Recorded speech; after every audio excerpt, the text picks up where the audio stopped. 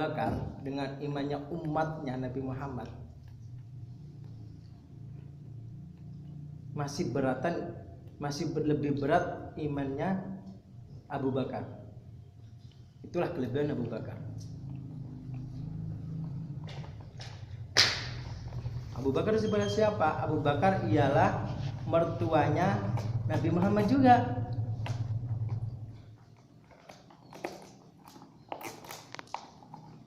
Cerita dari Abu Bakar sangat-sangat mulai dari awal, dari sampai dikejarnya Nabi Muhammad oleh musuh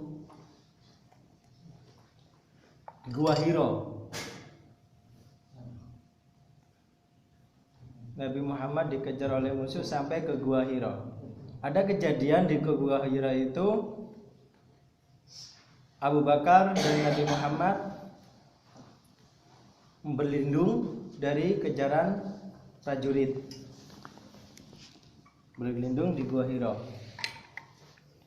Selama itu Nabi Muhammad tidur di pangkuan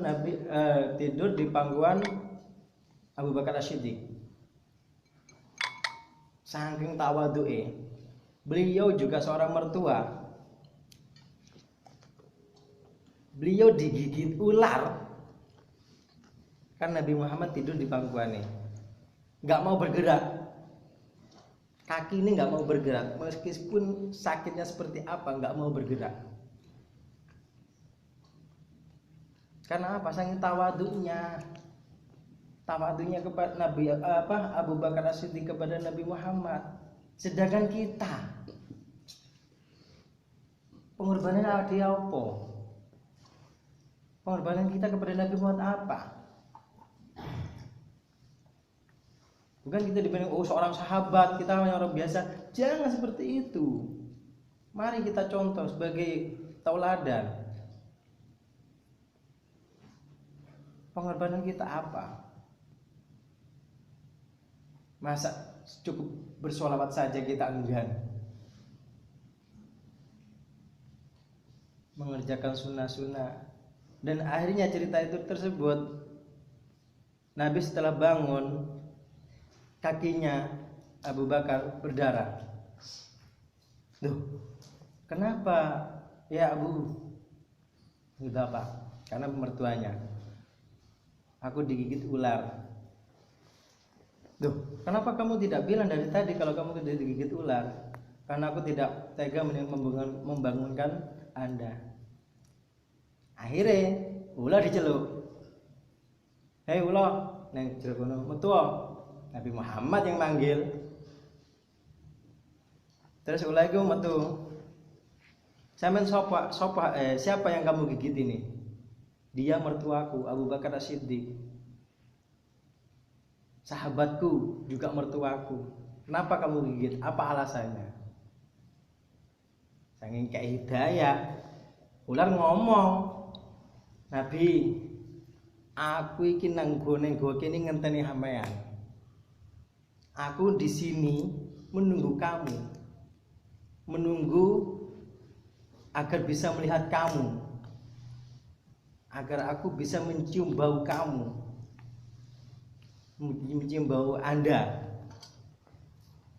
Ular bicara seperti itu. Lah, waktu jenengan datang, waktu Anda datang, lah aku mau keluar ditutupin oleh kakinya Abu Bakar. Makanya aku gigit agar aku bisa melihat Anda, agar aku bisa melihat beliau. Ngono ceritanya. Ular sendiri loh, kepengen ketemu Nabi Muhammad sampai bertahun-tahun. Dungo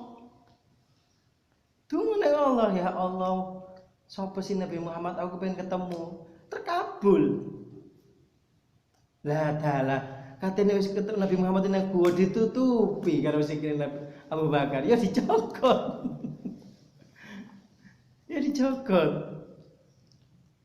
Mujizat. Nabi Muhammad bisa bicara dengan hewan. Kata siapa Nabi Muhammad tidak bisa? Ada ceritanya. Berbagai macam.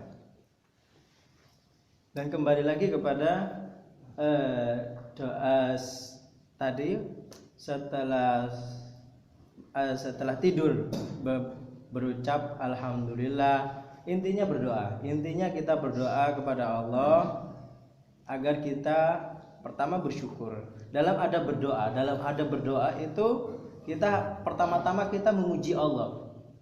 Jangan asal-asal ya Allah aku njaluk ngene. Jangan. Adab kita seperti apa? Kayak doanya Asmaul Husna seperti apa? Alhamdulillahirabbil alamin. Doanya pertama kita memuji Allah dulu. Memuji Allah dalam kalam Allah, asma Allah, asmaul husna. Itu pakai itu dulu pertama. Setelah itu kedua baru sholawat. Kalau kita memang berdoa, kalau ingin berdoa, adabnya seperti itu. Tapi kita dalam konteks doa ini, doa sudah ini bersyukur.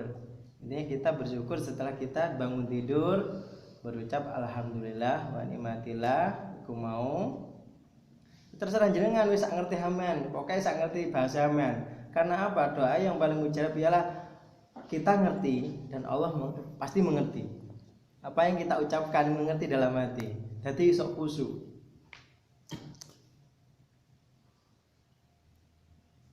Karena memang Al-Qur'an turunnya dari Arab, bukan di Jawa. Di Jawa ya akhirnya bahasa Jawa.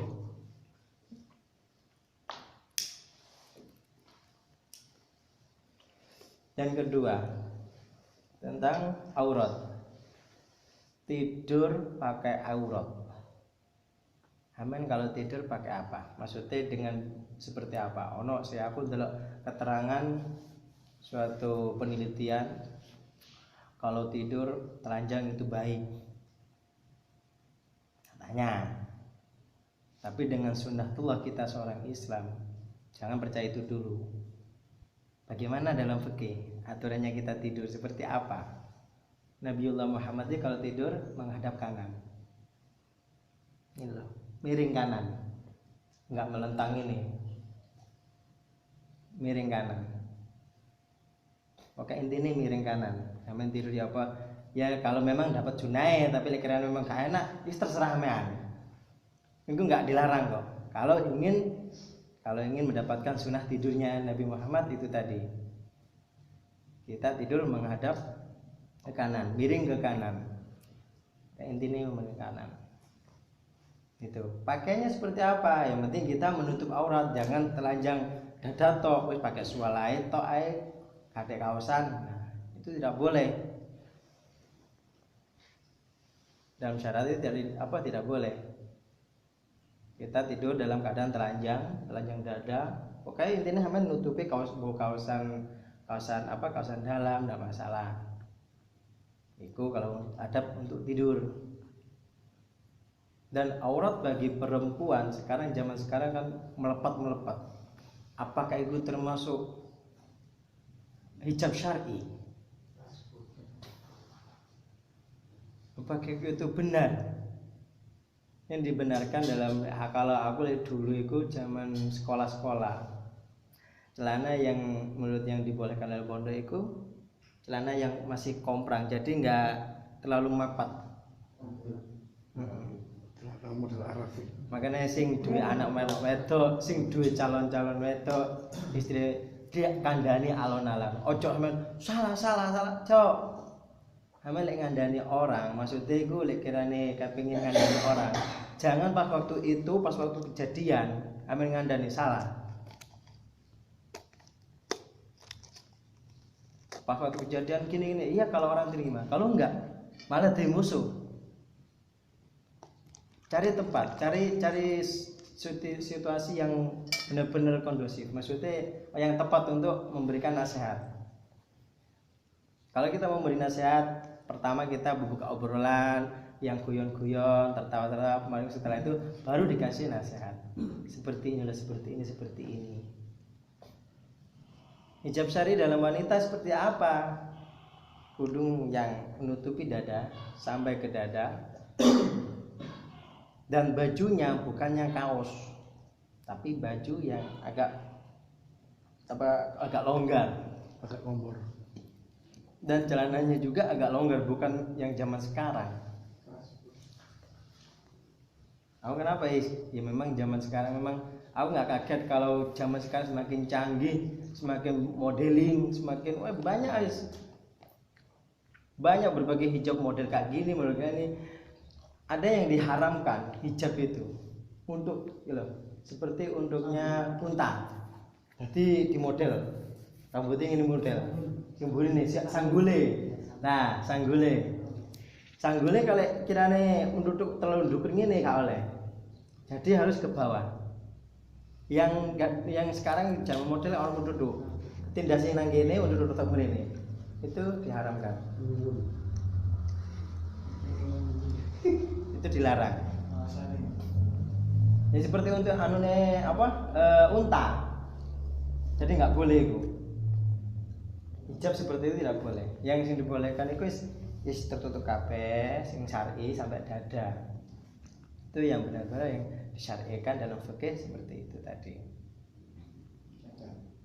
Cadar itu nggak ada dalam fikih Imam Syafi'i, cuman memberikan penjelasan bahwa aurat seorang perempuan seluruh tubuh kecuali wajah dan telapak tangan. Apakah sini boleh? Boleh, tidak apa-apa, karena ada keringan seperti itu. Jadi sampai seginian. Ya seperti sholat juga kan seperti itu. Orang tutup semua sampai kaki. Apakah boleh? Wanita sampai sini toh? Nggak boleh. Jadi ruku itu harus gelembre. Ruku harus gelembre. Rata-rata ruku yang untuk atak ini harus gelembre sampai ke bawah. Yang terlihat hanya telapak tangan dan wajah. Zaman sekarang ya model-model itu mau hijab pakai cadar, ya biarlah enggak apa-apa. Beda pendapat enggak masalah, yang penting kita hargailah pendapat seperti itu. Jangan dianggap ikut teroris. Aduh. Ya seperti itulah zaman sekarang. Nanti kenapa aku enggak heran kalau orang banyak zaman sekarang banyak musibah, banyak semakin tambahnya zaman, semakin tambahnya karena nantinya akhir zaman, naudzubillah min dzalik, saya jangan sampai kita menangilah bahwa nantinya di dunia ini nantinya akan dipimpin oleh orang-orang bodoh. Orang bodoh seperti apa? Orang bodoh diangkat menjadi pemimpin. Itulah akhir-akhir zaman.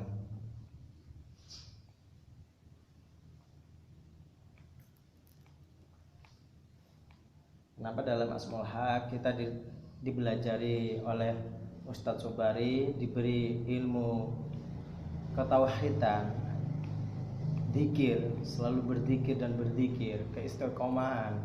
Benar kata Mas Dam tadi. Jika kebiasaan kita selalu berzikir, entah itu kita duduk, entah kita sendiri ataupun banyak orang lain, Asmaul Haq akan mengajarkan selalu berzikir, lisan maupun hati. Lisan maupun hati. Aku sering kalau melihat guru itu Mbak Zen ataupun Ustadz Sobari, bagaimana sih melihat beliau itu? Beliau pasti ada yang digerakkan untuk berzikir. Entah itu kakinya yang jempolnya seperti ini, kadang tangannya seperti ini. Jadi aku melihat beliau itu enggak hanya wajah itu. Melihat Ustadz Sobari enggak hanya dari wajah, dari keseluruhan tubuh apa yang digerakkan. Oh itu seperti tandanya. Kita berbaik sangka, husnuzon saja gitu loh. Itu menandakan kita untuk berzikir. Oh kok ini cara zikir? Tidak masalah untuk menandakan menurut ta'ay. Kita diperintah oleh Allah untuk selalu berzikir dan berzikir, mengingat Allah. Ada seorang teman kemarin aku silaturahim dan dia, Mas, kenapa aku kok winginan iku ngimpi ulo iku tak gepuk nang ngarepe ku akhirnya mati. Kalau pun istikharah. Sadereng mriku niku walaupun istikharah. Nek apa wong iki? Winginan ditelepon, sebelum iki telepon. Apa iki gangguan? Apa iki gangguan orang lain atau dari dalam diriku sendiri ngoten. Beliau tahu, beliau paham tentang syarat, paham, mengerti. Kalau jelaskan sampai napa, Mas ngapunten sakderenge. Kula mboten sok pinter sok napa mboten. Niku saking diri hamin kiambek. Loh kok ngoten? Hamin gerabak kiambek mawon, Bu. Gerabak kiambek hamin ya napa? Diraba diri sendiri. Apa kesalahanku? Kok sampai Allah memberikan mimpi seperti ini? Jadi ujian seperti ini. Kenapa? Kita tidak bisa, kalau kita memang dalam introspeksi diri masih belum ketemu, tanya kepada teman, tanya Mas Dawam, atau bisa telepon ke Ustadz. Jangan sungkan-sungkan. Insya Allah Ustadz, kalau memang Ustadz nggak ada kegiatan ataupun di rumah, pasti akan menjawab apa yang dicurhatkan oleh muridnya. Aku sering telepon Ustadz. Sampai apa? Apa nal? Sing ngono tok. Ada apa nal? Dia bertanya seperti Ustadz Sobari adalah guru yang paling, menurut aku paling bijaksana lah. Beliau juga sabar dalam memberikan jawaban. Murid banyak masalah, jawabannya cuma 1, 2, 3, udah itu loh. Tapi masuk banyak pertanyaan, ibaratnya 100 pertanyaan, jawabannya cuma 1 toh. Tapi tepat pada sasaran. Makanya kenapa kita harus ya sering-sering ke Ustadz Sobari, karena kita bisa mengerti ilmu syariat, ilmu mendalami Islam seperti apa. Nah, pentingnya kita kumpul di sini itu apa? Saling berbagi, saling berbagi pengalaman. Mas, aku seperti ini. Akhirnya temanku yang kemarin aku silaturahim, karena dia wataknya keras. Aku tahu makanya aku bilang, aku sebelumnya minta maaf gitu loh. Aku sebelum minta maaf. Karena apa? Aku udah paham karakter orang tersebut. Dia masih belum terima. Dia bisa terima kalau yang memberi nasihat itu yang lebih tua atau yang lebih berilmu.